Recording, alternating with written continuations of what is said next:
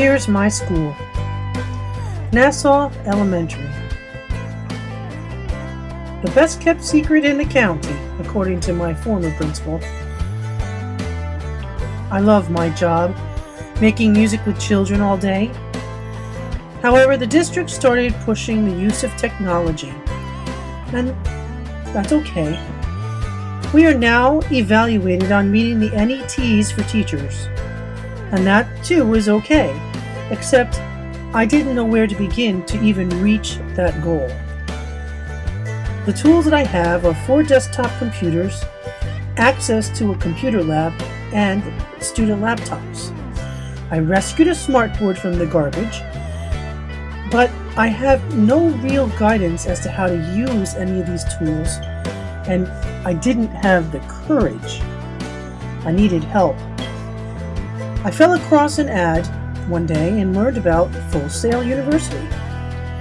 I enrolled with district permission into the EMDT program in July of 2010. I was so excited, but also quite terrified. But I knew this was something I wanted to do.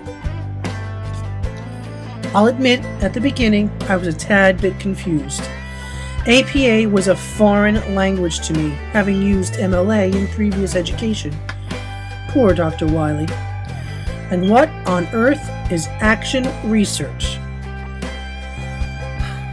When we got to MLT, I recalled quite a bit about multiple intelligence theory, but I was new to brain-based learning in Eric Jensen's work. I found it fascinating and quite irritating that I never heard of it before.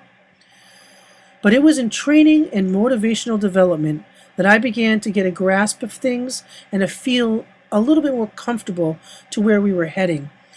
I liked making movies, I liked making the surveys, and if I had to sum everything up into one sentence, it would be, keep it simple, stupid, or less is more, especially done with great care. In ETC, Emerging Technologies in a Collaborative Culture, I discovered the world of blogging and personal learning environments. I still use my PLE. What a great tool. I also discovered I love to blog, and I have more to say than I ever thought possible. I still wonder, though, if anyone really wants to hear it. It was in ETC, though, that I began to find the components that I would use in my action research project. The articles in the literature review, and Web 2.0 tools like Jam Studio and Glogster. I coupled those tools with a topic that I have been trying to work on for 2 years with my students, slavery and African American spirituals.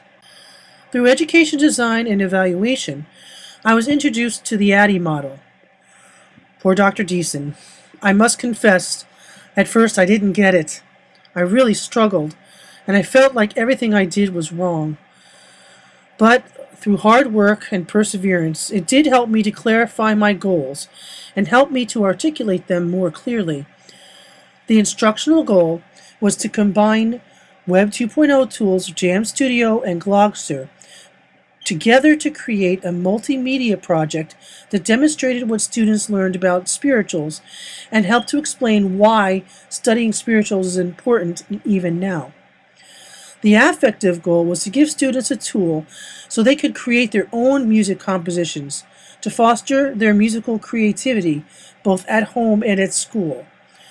I wanted to motivate my students to participate in music wherever they go.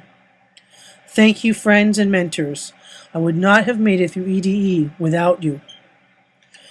Finally, the time had come to introduce the students to these wonderful tools. I demonstrated Jam Studio and Glogster to my students in late December, using my orphaned smartboard. In the meantime, the district was creating email addresses for the students using Google Apps for Education, which they signed up for and created our own network, as it were. As January rolled in, it was time to conduct the action research. Having difficulty getting into the computer lab at first, I started the cycle using laptops. Too much wasted time. We lost 10 minutes of computer time because laptops had to be handed out and collected. Finally, I got permission from my supervisor to reserve the computer lab for all of the days I met my 5th graders for both cycles. And I was very happy to say the teachers didn't complain. They were so supportive. Cycle 2 ran immediately into Cycle 1 due to snow days and other factors. Cycle 2 ran the same as Cycle 1, except that Google Docs was introduced to the students. This was to allow students to keep notes on their research and have it all in one workplace. Here are some samples of student work from both cycles.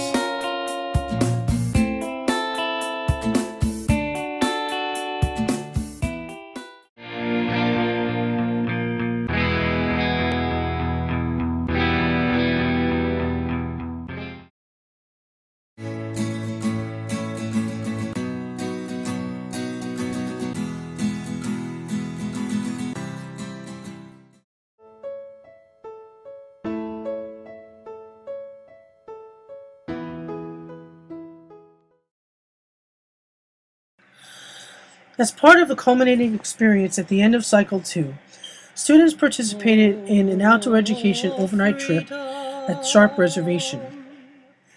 On their last evening, students participated in a simulation of traveling on the Underground Railroad as slaves. The characters included Harriet Tubman, Thomas Garrett, Pegleg Joe, and others. Also included were the slave catchers and the unnamed people who assisted slaves to escape. The campfire was Canada, which meant freedom. It was there that I got to greet them, sang spirituals, and explain to them the double meanings and stories behind the songs. In review of the data, I met my effective goal, but I did not meet all of my instructional objectives. My instructional objectives stated 75% of my students would, with 80% success rate, accomplish the following objectives. Respond to and write email using their Google Apps email accounts. Only 65% met the goal. Create an original composition using Jam Studio. 65% met the goal. Create a multimedia project using Glogster.com. 75% met the goal.